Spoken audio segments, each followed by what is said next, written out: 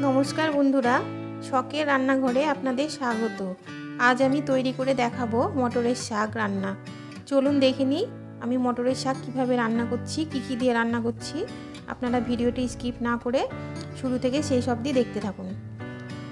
एटा देशी मटरेर शाक। दु रकमेर मटरेर शाक हय, एकटा देशी और एकटा बोम्बे मटर, जेगुलो बड़ो मटरगुलो हय सेई मटरेर शाक। तबे देशी मटरेर शाकटाई बेशी भालो हय, देशी मटरेर शाकेई बेशी स्वाद हय। तो आमी एइजोन्नो देशी मटरेर शाक निये निয়েছি एक आटी। शाकटा एबार आमी बेছে नेब। এখন শীতকাল, বাজারে এখন নিত্য নতুন অনেক ধরনের শাক উঠবে, আপনারা একবার হলেও এনে শাকগুলো খাবেন। এবার আমি শাকটা বেছে নেব। এই কচি ডগাগুলো আমি কেটে নেব আর এই কচি পাতাগুলো নেব। আমি এইভাবে শাকগুলো বেছে নেব। এই শক্ত পাতাগুলো নেব না, এই শক্ত পাতাগুলো সেদ্ধ হয় না ভালো। আমি এইভাবে শাকগুলো বেছে নেব। শাকগুলো আমি ভালো করে বেছে নিয়েছি। আমি শুধু এই ডগার অংশগুলোই নিয়েছি দেখুন। এবার আমি শাকগুলো ভালো করে কুচি কুচি করে কেটে নেব।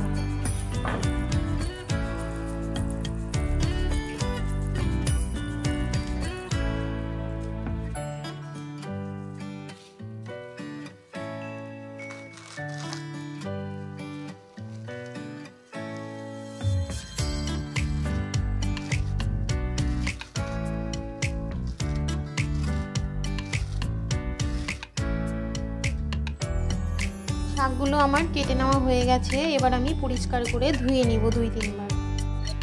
শাকগুলো আমি পরিষ্কার করে ধুয়ে নিয়েছি। প্রথমে আমি গ্যাসটা জ্বালিয়ে কড়াইটা গরম করে নেব। কড়াই গরম হয়ে গেছে। এবার আমি কড়াইয়ে পরিমাণ মতো সরষের তেল দিয়ে নেব। তেল গরম হয়ে গেছে। এবার আমি তেলের মধ্যে ফোড়ন দিয়ে নেব। দিয়ে নেব একটা শুকনো লঙ্কা, একটা তেজপাতা 2 টুকরো করে দিয়ে নেব। আর দিয়ে নেব সামান্য একটু পাঁচফোড়ন। ফোড়নটা একটু ভেজে নেব। ফোড়নটা ভেজে নেওয়া হয়ে গেছে। এবার আমি দিয়ে নেব এখানে কয়েক কোয়া রসুন আমি থেতো করে রেখেছি আর 3টে কাঁচা লঙ্কা চিড়ে নিয়েছি। এবার আমি এগুলো দিয়ে নেব। দিয়ে একটু লাল লাল করে ভেজে নেব। রসুনটা আমি হালকা করে ভেজে নিয়েছি। এবার আমি এর মধ্যে দিয়ে নেব একটা ছোট আলু আমি এরকম টুকরো টুকরো করে কেটে রেখেছি আর একটা বেগুনের অর্ধেকটা আমি এইভাবে ছোট ছোট করে কেটে নিয়েছি। এই আলু বেগুনটা এখন আমি দিয়ে নেব। এই রসুনের সাথে আমি আলু বেগুনটা ভালো করে ভেজে নেব।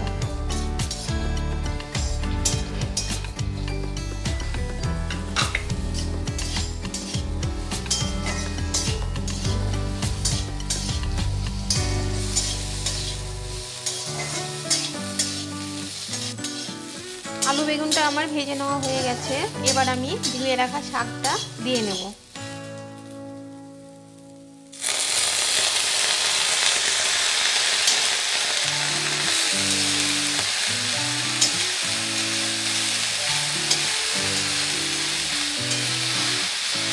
এবার আমি শাকের মধ্যে দিয়ে নেব পরিমাণ মতো লবণ। খুব বেশি দেব না, পরিমাণ মতো দিয়ে নিলাম। আর দিয়ে নেব সামান্য একটু হলুদের গুঁড়ো। হলুদ লবণটা আমি শাকের সাথে ভালো করে মিশিয়ে নেব। দিয়ে 4-5 মিনিটের মতো মিডিয়াম টু লো আঁচে ঢাকা দিয়ে দেব।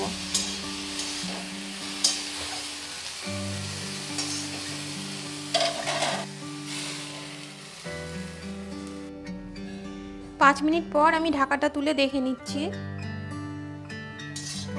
দেখুন শাকগুলো অনেকটাই বসে গেছে,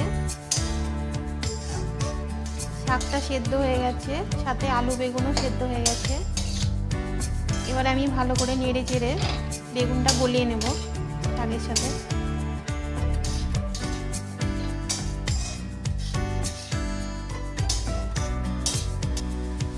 এবার আমি গ্যাসের দমটা একটু বাড়িয়ে দিলাম, দিয়ে ভালো করে শাকের জলটা শুকিয়ে নেব, তাহলে আমার শাকটা হয়ে যাবে।